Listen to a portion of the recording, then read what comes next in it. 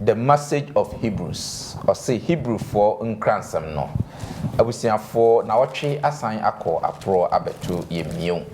Kote mu nyara ye no esua na edi akiri no Hebrew for nwoma no anase Hebrew for uncransam eno. Adesua toso mienu na na achimu ye de ebrew no. Atifi asem no ose Hebrew for uncransam no. Ye twa ho abasesia.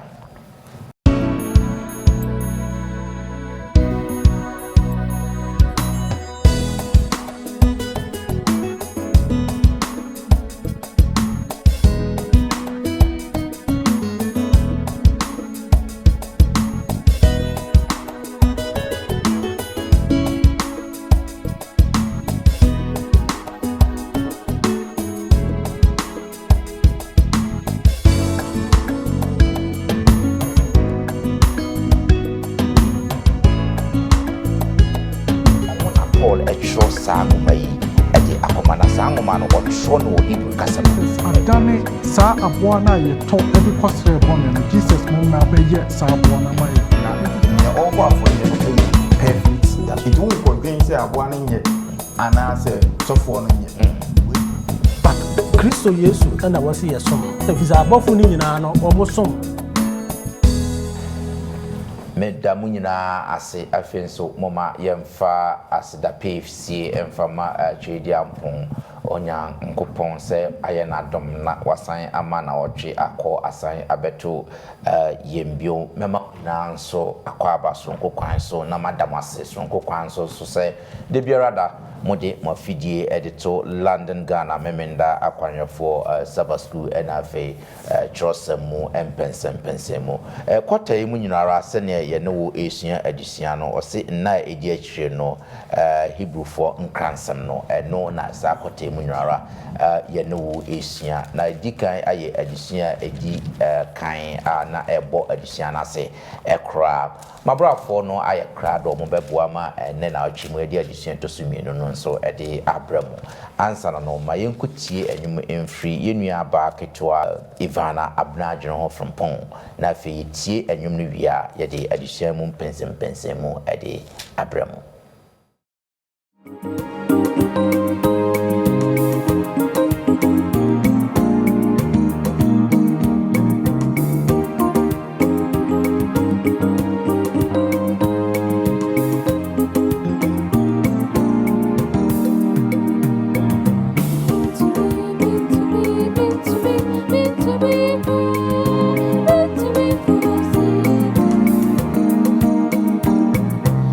To be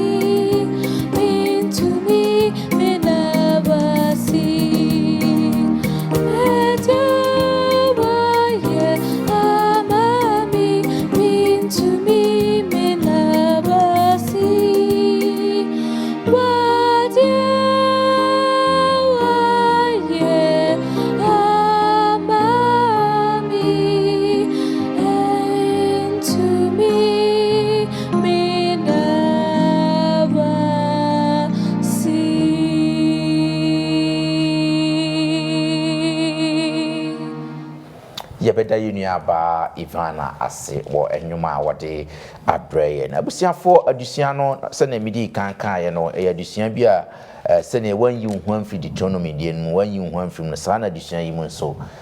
menyi wo ho amfiri mu ma memfa saa kwanya yi ɛnna mabiguafo na di ɛnkyerɛ mu na afei wi a yɛde adusua yi mu nkyerɛkyerɛ mu no ɛbɛtoa mo so media mo sonfo Bismarck Mensa ɛnɛ yɛwo wɔ adom nti mewɔ Elder Kingsford Diabo Manati eto enwa no Elder Kingsford de biara eda beboa ye ma yedi adusua yi ede ebramo eda ye mo akwaba read na meba manim nso a Elder Hansen Asamoah nso ena eti emfimfin no Elder ye mo akwaba na meba minsani fa super nso a Elder Dr. Alex Collins afa nso na eti menchen se Elder ye mo akwaba yeda sese yeto nsafre mu nyina no mwaba onyankopon enhyira magidifo nso mu nyina nso yedamase yesro onyankopon adom nso edema mu nyinara yemmɔ mpaye na fe yemfa eti enu ende adusua enu ntimema Elder Kingsford abompaye amaye yana japa therefore yɛda wase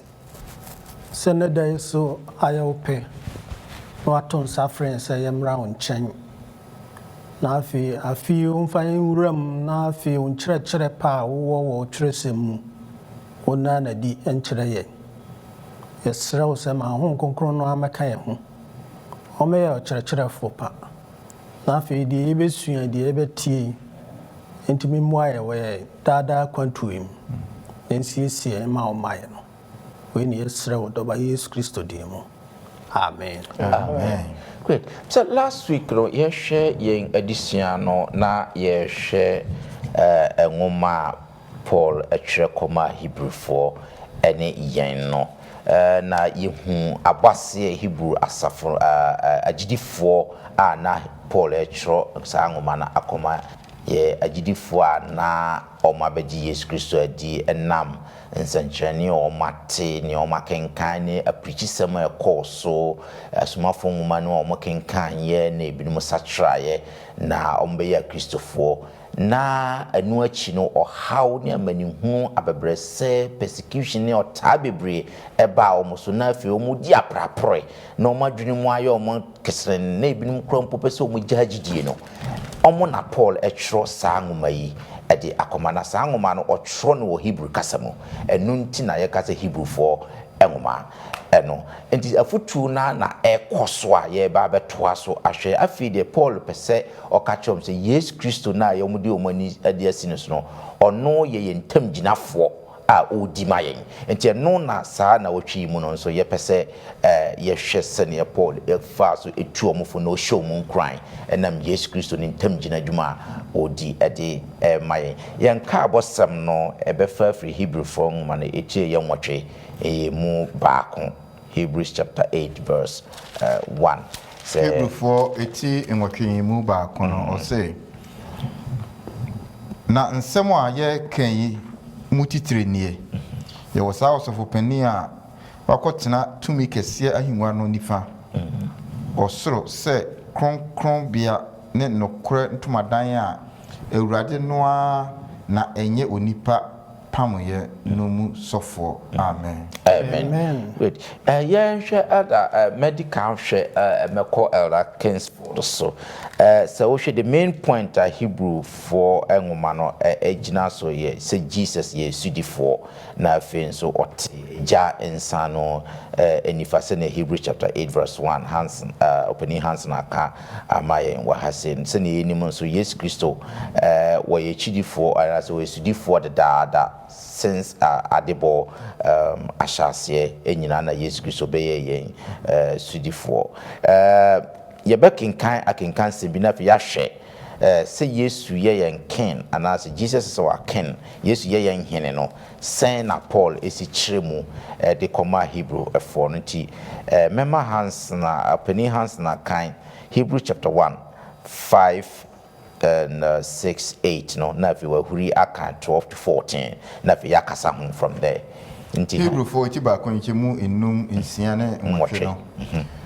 ɔse na abɔfoɔ mu hwan na waka kyerɛ no pɛn sɛ me ba ne wo me na ma wo nnɛ na bio mɛyɛ no agya na wayɛ me ɔba na onyade abakan no wiase bio a ɔse ma Nyankopɔn bɔfoɔ nyinaa nsɔre no na abɔfoɔ no ho deɛ ɔse ɔyɛ n'abɔfoɔ mframa ne n'asomfoɔ gyaframa. Na 8 no na ɔba no ho deɛ ɔse Onyankopɔn wahengua wɔ hɔ daapem wahenie poma yɛ poma a ɛtene na 12 to 14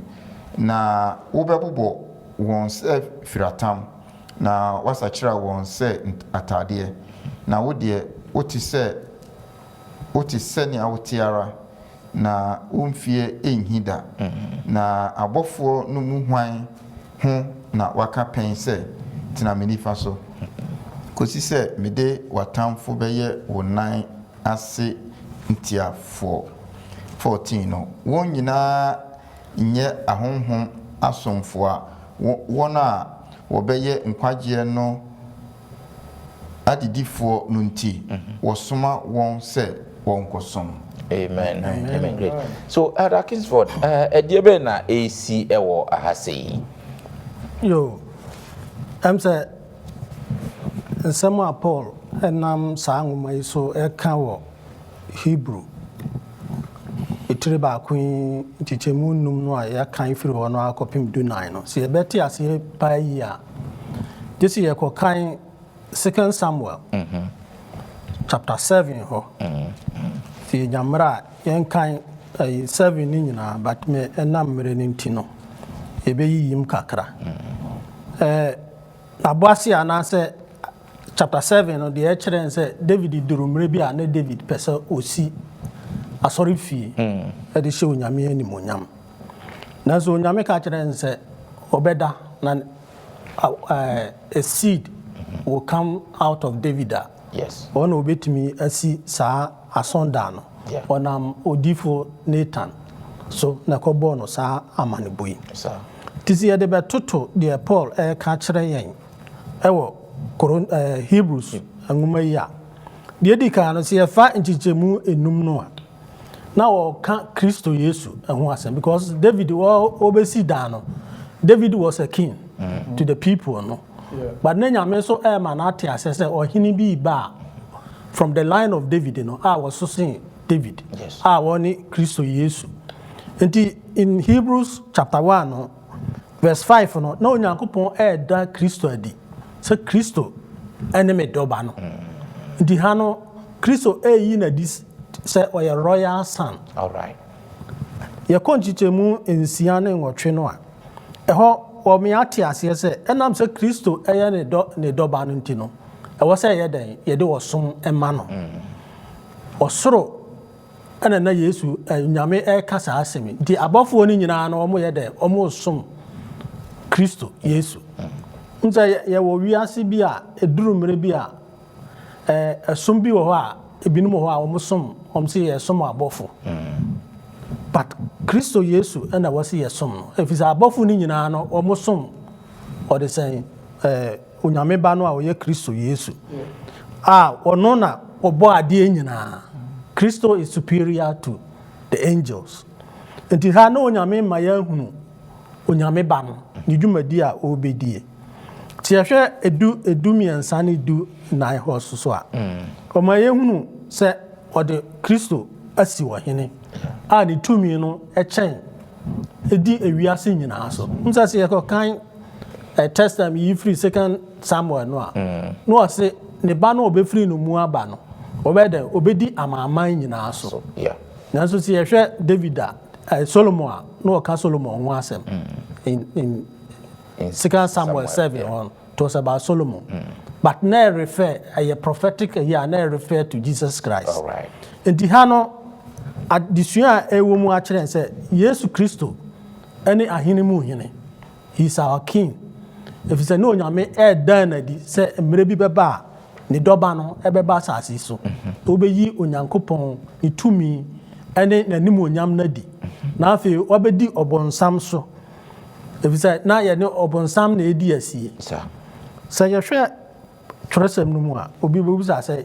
ebia David na ne kan wasɛm o say from the seed but ye ba New Testament mu a said there are a lot of references enipa bebre eka fa Jesus ho say ye o David ba ba ko amepe say ye be ye call Mark chapter 10 verse 46 to 48 ya ye nyina eni ma ba ka semefa onifrani ba Temos mra wote ho a wo sresrade na Yesu ni asuafo no betwam otiamu say David ba humimobo. It was a reference messianic messenger no dey man say Jesus Christo no one the son of David. Now the son of David, you say bia David in a war no efri ni yefum. Okay. Nemum onyankopon hihye ya no ahihye say Yesu be free David line so aba no. In his divine nature no onyankopon ade ato dada. But e be war no for David so. Nti Yesu Christo ene ye hene. Nti say sumu a yesum nyina no. Yesu mu ene enam a ye be ko agya no. Saa so ne Yesu kan also obi ani wa obetuma akọ agya ne nkyɛn this way there wonam so if say one we be ohini mu hini e wasase so na me yesa to be ne medase pa say elder why sa analysis na akyekye ye mu sene Yesu say ye ken no na Jesus is our king Yesu ne ye hene no the krontia ye betimi asi ye bo akase Yesu Kristo ene ye hene no yes ma membra dogon so o say Yesu ye mediator Yesu ye ntam ginafo adenti na office Yesu Kristo oye yentem ginafo many abes Mike medase met was free baby so penyin bo ma drew you know Bible says so kind apamdada no mu there was a theology be running through about the concept of mediation and as intem ginafo no baby say intem ginafo asie kire sen metre mu say ebia twaka bi da oni obi ntem nanso ebia wonni ho ahoden anase se obetuma aban nipa no enti obi betim be gina mu mfimfini na waboa ama sa link no a happen na Bible di adanse se onyankopon select Israel man se omunye ne ma na onfa Israel man mu no onye ne ma bebre Israel man mu no onfa no so na onfa na asem nkyere wiase fa na nyina na sa boshe no ebetima bam no na ehia said there must be a lineage obe hold on no link the children of Israel and onyankopon ama sa boshe no etima to aso in the Bible it say onyankopon eyi David abusua say be the line of David and it say kan all through the Old Testament now there are different faces different people and they hold the mantle to be the mediation. That's right. Now, so about share omunyina omobra free David neba Solomon and your mom to asunina. Ubon se Bible can say even omo yard the pump or cast omo yard the papampo bedru baby no na boni abetua so omunyina no none of them any team a year a jumani ye sene onyankopon dia share nens omonsa no until say Jesus by. That's right. Enti sa jumadie na Bible chere say obeba be ye ntemgyinafo na wetima link Israel ni onyankopon wa link nipa ni onyankopon no obi a wotim eye sa dwumadie ni ye no ene Jesus. Great. Me da se pa da se watimi acheche mu se ni why Jesus Christ is our mediator and as Jesus Christo on ye yentem ginafo yento aso na fe yenhye Jesus ye yenkunim difo yemfa quotations mienu entoto ho na fe yenhwe sene na Israelfo no hu obi a wo ye ohene na yenhwe se Jesus Christo be fulfill sa omo adwena no mo fa ohene ho no se Jesus Christo timi be fulfill sa de na first no yenhwe first Samuel chapter 8 verse 19 and 20. First Samuel chapter 8 19 and 20 na fe yaba Hebrews 2 14 to 16 and so Samuel ngoma edikan iti enwotwe nkichemu edu krone aduonu no say na oman no ampene se wotie Samuel na woka say dabi na ohene na oni yenso na yenso yenye se amanaman nyina na yɛn hene no mu yɛn atɛn na ɔmfiri adi ni yɛn anim ni akon ma yɛn. Great. Now, we have to Hebrews chapter 2, 14 to 16. Hebrews 2, 14 to 16. Hebrews 4, eti mienu jemudu nine ekosi edunsia no. Ɔse enti se mma no enya honam ni mogya koro no bie no saa na ɔno nso fa mu bi se onam owuo so betu de ɔwɔ owuo tumi a ɔne ɔbɔnsam no na wagye wɔn a anka owuo hunhunti waye nkoa na wode te asie nyinaa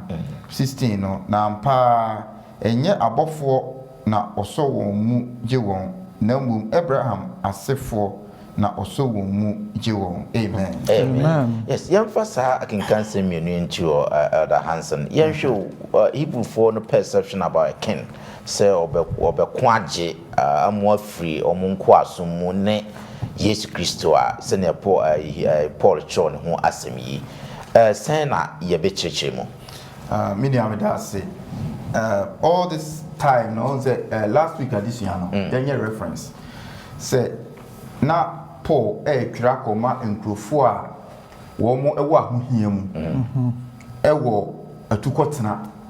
a wo mo yɛ a Christopher a wo mo te Rome ebeka say by general consensus no saa na tie ena yesu yenim ni okiro ye de but ye nyina wo de check ni nyina ye say ebisi Paul so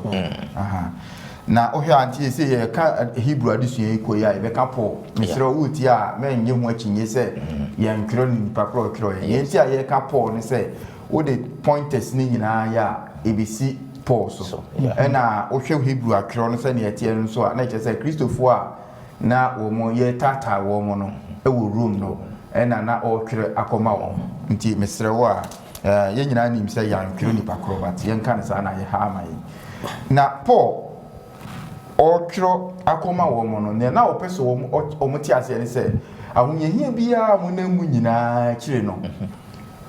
ye won kunimdifo on the whole book of Hebrew no eno na book wo New Testament ni mu a eye deep ewo theology mu pa efa Yesu Kristo ni awote ho apart from the book of John eka Yesu ni nyame ye ho asem kese pa no Hebrew ena eka na kese efa Yesu Kristo ni nyame a wo ye ne nkima wodi e say ye hu say oye ohene a king ena ye hu say oye ntamuginafo ena say wo kire say ni America kire mu bie mu ne say oye yenkunimudifo he is our champion it is a mu ohene bi wo Italy ana Rome na o tata mu a mamunsu mane hamo ebi say Yesu na mo agina die nti aye tata mu no oye de yenkunimudifo na de me na ma yehu ohun say the concept of ohene no first Samuel ho no up to chapter 8 no na Israel for ni hene na omo hene ye hwan onyankopon Elohim the king of kings no and na ye omo hene direct and na wayi adifo ana say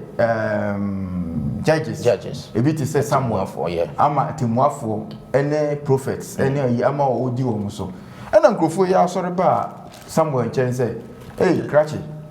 yesre wa yinim se wanyini maybe free ano na omso wanyini na wo manso anni wachi nti yenim se wo bewui judge bi obebe bi se wo bakra na ebedi ade a obedi nsem hunu enti yi ohene ma yen enimoni mu ya na onni yen so te se ne amama hufo no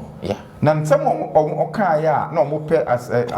as qualification for ohene ne say one obebu ya 10 omo ya temufo na fi ho number 2 obedi yanim e de yakokon ama yakojinkunim that is their concept of ohene enti ne mamu no na ye kan no Hebrew for nwoma no mu say Paul ana writer no ka kire asafo na no makoma atu say ye kan last week ni say makoma ntu Kristo no a mwagina die enti aye tata mo mabaye Kristofo no oye champion oye ohene na ne oye ni say ono kra de enye Philistifoɔ ne Amorifoɔ ne wɔn atwa wɔn ho ahyia kɛkɛ no na wɔbɛdi wɔn so wei deɛ wɔbɛdi ɔbɔnsam no ankasa so wɔbɛdi owuo ankasa so yes ɛkyɛ sɛ ɛyɛ dɛkora na ɛnyɛ sɛ abɔfoɔ na wɔbɛso wɔn sɛ di nkunim ama wɔn Abraham asefoɔ a wɔn yɛ part no na wɔbɛdi nkunim ama wɔn eti the championship of Jesus no ɛnyɛ just Israelfoɔ no kɛkɛ ɛyɛ wiase because yɛdi bɔnsam so a ewiase nyina di nkuni ti edi owuo so a obi a abɔde nyina because abɔde nyina esi apini na obi asuro owuo adan because owuo na bɛyɛ the enemy enti Yesu the champion na wɔyɛ no wɔkyerɛ wɔn sɛ mokora de nyɛ sɛ wɔn sɛ Yesu baayɛ na wɔn afiri sɛ Jewfoɔ no firi sɛ wɔsɛ ɔyɛ ɔhene enti no wɔn de kosi afunu mu so ne adeɛ kyɛ sɛ ɔhene bɛko gye but Yesu kon na ɔbɛko agye no na yɛ honhom mu kon wɔbɛko di bɔnsam owuo yadeɛ ohia ɛka amaneɛ ɔtayeɛ na wɔn nam mu no ɔko adi so sɛ that is how Jesus nti obi nwom ɔka ayɛ sɛ champion ne yɛ baako pɛ ɛne Jesus he is the champion the champion bi ani asase so a ɔkyɛn no boxing mu yɛ sɛ heavyweight champion ne yɛ bɔ na bodin but Yesu champion we deɛ ɔde abɔ bɔnsam ahwɛ wɔ final great me da ase pa sɛ mwacha abusiafo yɛgusu ara yɛhwɛ Hebrewfoɔ nkransɛm ɛno hu sɛ Hebrewfoɔ no na sɛ nwoma Paul ɛtwerɛ kɔma agyidifoɔ ana ɔmokɔ ahohiahia mu te sɛ sɛ ne yɛ nso yɛkɔ ahohiahia mu na futusɛm a ɔde ma ɔmo no sɛ mo ahohiahia mu kɔ nyina mu sɛ Yesu na amode no mo ho ato no so nti a mo kɔ saa ɔhaw yi mu no wɔyɛ hene secondly no nso no wɔyɛ den wɔyɛ ntam gyinafoɔ na ɛtɔ so mmiɛnsa nso sɛ wɔyɛ nkunimdifoɔ afi yɛn kɔ de ɛtɔ so na no ɔse ɔyɛ yɛn high priest yɛn sɔfo panin and yɛnhwɛ the function of a sɔfo panin ɛwɔ because asɔfo mpanimfoɔ no na apandada no mu no ɔmo na yɛbɛhu ɔmo function yɛnhwɛ Leviticus chapter 8 chapter 10 8 to 11 yɛwie ɛbɛhwɛ Malachi 2:7 na yɛhwɛ functions kakra bi na fe ye de abise ho adan Jesus Christ, how does he fulfill this function the can share Leviticus chapter 10 8 to 11 Leviticus chapter 10 8 to 11 na Awurade kasa kyerɛ Aaron sɛ wone wo ma nyinaa ansa na mobɛhyɛ ne ahyiaeɛ ntomadan no mu no monnom bobisa ana nsa bia na mo anguhu enye da ahyɛdeɛ mo awontoto so nyinaa mu na mo ahunu ade kronkron ne ade a enye kronkron ne ade a ɛho tie ne dia ɛho ntie ntam sonsonoyɛ na mo akyerɛkyerɛ Israelfoɔ ahyɛdeɛ Awurade na Mose so ka kyerɛ wɔn no nyinaa amen na fe kɔ Malachi 2:7 the Malachi de yakwa na se yakoka ntusudi no ho asem ba we de ye Malachi 2:7 e say Malachi ntusudi no ko e de ya yikotu Malachi na nya de content ko hono mo ye de ye 2:7 Malachi chapter 2 Malachi eti ana Malaki eti mienu kichemu nson no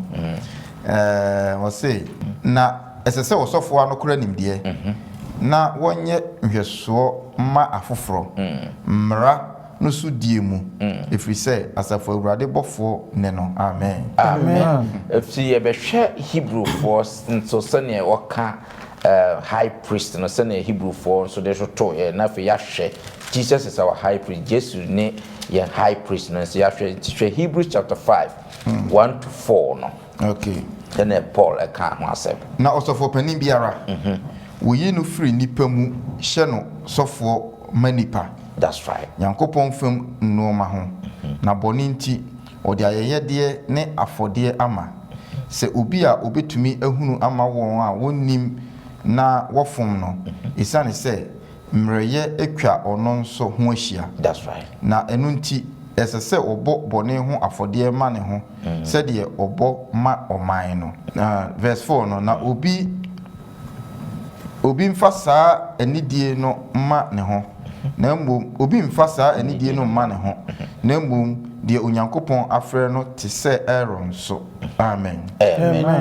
yo elder you show what is the functions of the high priest asofo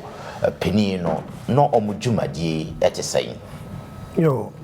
I'm saying the King Kai Leviticus ne Malachi, woman in a daddy. Jumadia na asofo no mudi. The edi kan osofo ni jumadie pa ne se obema enipa no se nemre mu e beka se asafo.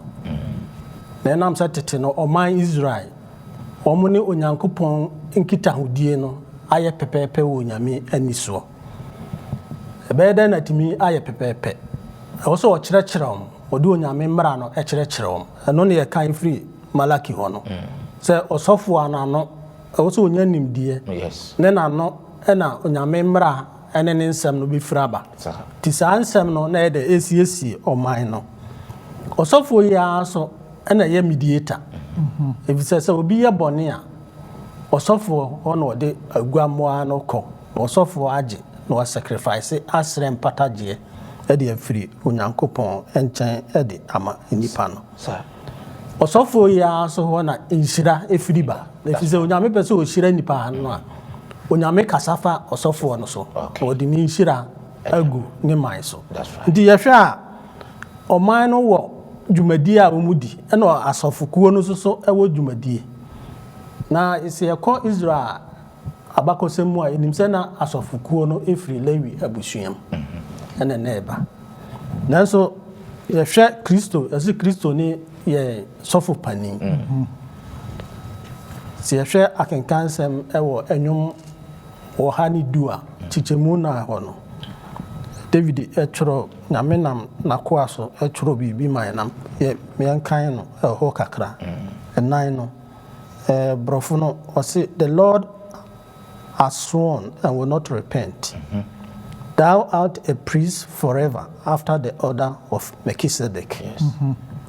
This year, osofo Melchizedek ya. No ye king priest. And no free Lewi abusuam. Yeah. And the other no timi be ya ohene emanu eyeye. And no na ye ko kan Hebrews see a kind from the chapters 5 open 7 ni nyina no. Nyankopon me ti ase se na Melchizedek eye example a enam no so Kristo Yesu eso be de obeye osofo pani. Okay. Enti obi we busa say na Kristo no mfiri Lewi abusuam. Na ede na obeye osofo pani. Dwumadi a ye bebo so yi se asofo edi ni nyina no Kristo ebe eden obedi mai. Ya kan say Kristo oye ntemu ginafo. Ede na oye ntemu ginafo. Kristo one ye hene. Yes. Kristo eye champion. Yes. Nkunimdifo. Nkunimdifo. Efise ono na ode ne moja ne life abeto ho. Na afi yabo na senua so wa sorry adi obon Samsung kunim. Kristo ye ntemu ginafo efise ye bone no. Ye na nka wasi yewu. Nanso oye de obewu amayen a wote ajan sanifa so. Eridi ede amayen. Yes. Entina okchoro wo se kan 1 Peter 2:9. Yes. Uzo nyankopon kwa sa ade besi yen so. Sa yen so anam se ya di Kristo Yesu adi. Kristo Yesu wadi amaye Kristo Yesu oyeye hene ndi no. Ni edi na chi no yen so ya be dan asofukuo. Yes. O mai kronkron. Ndi yen ya dan yen kan ne mani ye no so enkire. Ti se de na asofo no ye no. Sa adwumadie no aso na ode amayen. Ndi kwa ba so ne ye be fa so ayen so ye be kire ye be ye asofukuo e wo se ye kire onyame asem no e wo se ye ni onyankopon ye partnership de onyankopon pese ne ma enya no wonde nam ne nko aso ne nsam ya odi amaye ya na Yesu yen Yesu a ne ne afoforo so ye de cheche na se ye den ye nyina no tu sa kwantuo no akọ onyankopon nchen Yo. de chance okura ne se ye de homa Kristo a said the Yakekan, or your yehine, or ye yankunimdifo, or ye mediator, and Untino, or only ye soft pani, and premium o dimayen said, and I'm montua ye two yamimono, a baby pay, and so by and so young chafa when I Yo. medase pa eda me ase why ade wa cheche mu analyze ni nyina ede ama edi krontia Yesu Kristo ne yen sofo peni re yem fan sore yen adusua no so afutu ba kwa osade emom say Jesus mediates a better covenant. Yesu Kristo ye apam a chance so dog eno nso no adenti be ka say Yesu Kristo na ye apam a chance so. Your mini Bismarck Medas say last week edition he established the book of Hebrew no your trauma Christopher no ma bam ebu into your mo pen crunchesem and se nipa bia se obam bu a ope obia obeka nsem bia kire we bema wani age chese obam bu because there is a gap ade bia opese ohwe into o yen for sawe no yedi can establish say Jesus is our king and is also our mediator. Now, problem kesiye na mediator no high priest no it was to do with son. Se nipa ye bone na etwa kaba ye ni Kristo ntamua na mediator na high priest na bejiro na wa mediate aka ye ni Onyankopɔn abom. No ana ye nua panyin Paul enam Hebrew ngoma so kire say Yesu or a mediator of a better covenant. Yes. If it's an old covenant, na high priest no hono. Na old covenant ne a war Brunyebeka se deficiency a war near be a tosima womb. Old covenant no also for penny na or no mediator no ye or no ye nipa. And he say a drew tama or costre ama nipa a so de can bar for a more no home. Na say or no a nipa bonia. Ono ankasa kra betwa na atwene na wantimu anko awrade anim anko mediate amawo nti that was a big deficiency how na old covenant no so na ejina aboa moja so nti say bia we obi a ehia wo na oni ska de beto aboa na chese forget to ye boni a enya ade a obetim aye we say ato aboa ade akọ srew boni fache Nempo Bible kyerɛ sɛ aboa mogya koraa no bibia ni mu a etimje nkwa na de na esi wo old covenant ni nyinaa no na ye nneɛma a pointed towards the new covenant the new covenant na wie mu die mra Jesus ba be wuye no mra osan dua no so a ɔka sɛ wa wie no na Jesus adane saa aboa na ye to de kɔsrɛ bɔne no Jesus mom na abɛyɛ saa aboa na maye nti saa mra die ehia sɛ wo sika oni sika Jesus won once owu ye no nyɛ tem bia ɔyɛ bɔne a ɛsɛ yɛsa kɔkye aboa ne yɛbɛku no nti sɛ ɔyɛ bɔne a all what you need to do na sɛ ɔbɛkɔ Jesus nkyɛn na saa ne wu ye no wanya so mfasoɔ na the big benefit pa so ne sɛ Jesus na nkasa ɔyɛ aboa na ɛgyina so the new covenant no ono aso no sign high priest enti Jesus na nkasa ye obe wu amaye no ono aso na osna link ye with neja enu nti na Bible eka ewo Hebrew say esi enya the boldness esi enya sa reshemu edi approach Jesus anim free say samre ye nua panyi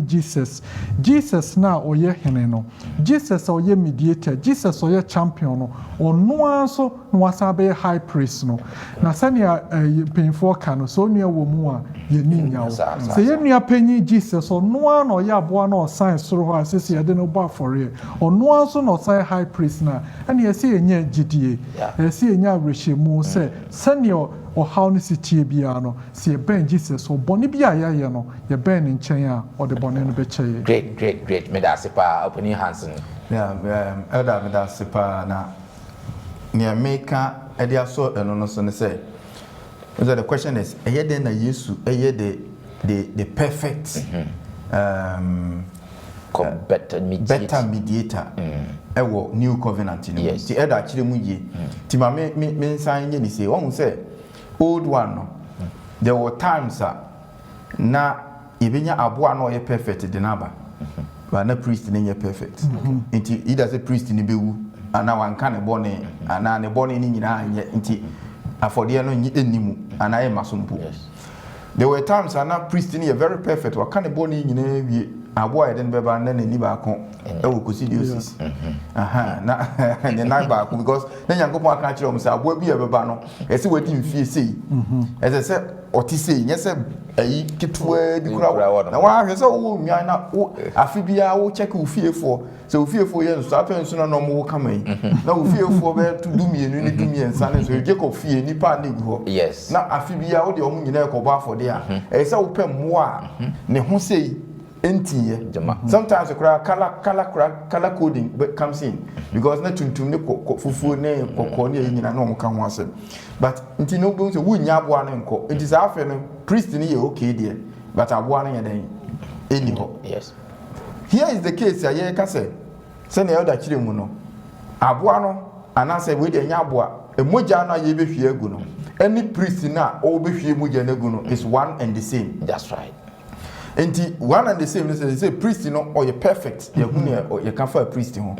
Enti definitely the moja no one the same person, enti the moja no so you're perfect. The young thing you can say, we am show say, eh, aboa bi ko idama e be yi.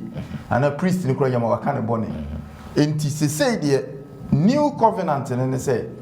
bibia or can old no, na pointed to new, say na yakano. Na near all for the no perfect. That's it won't convince say aboa no yet.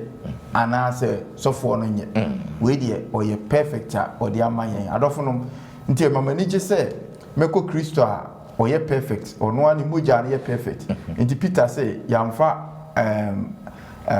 Sika and I get and I near Purubi and a tom free muja no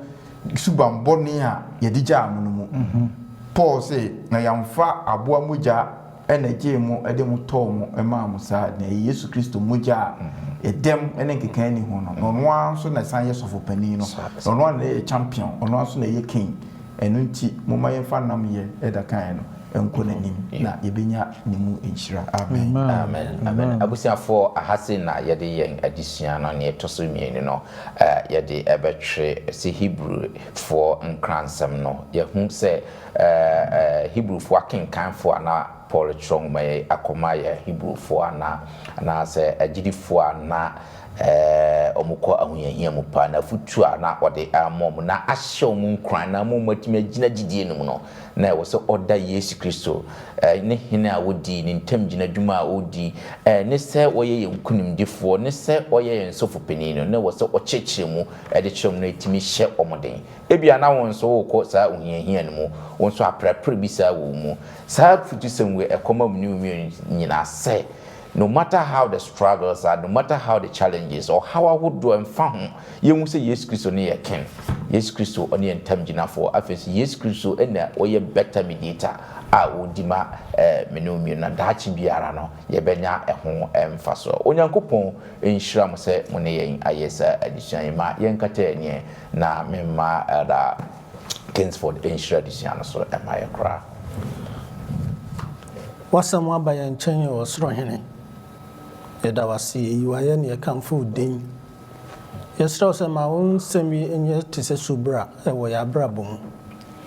dada nyina atimi asabi anom atimi anyini yen atimi aboye ho ban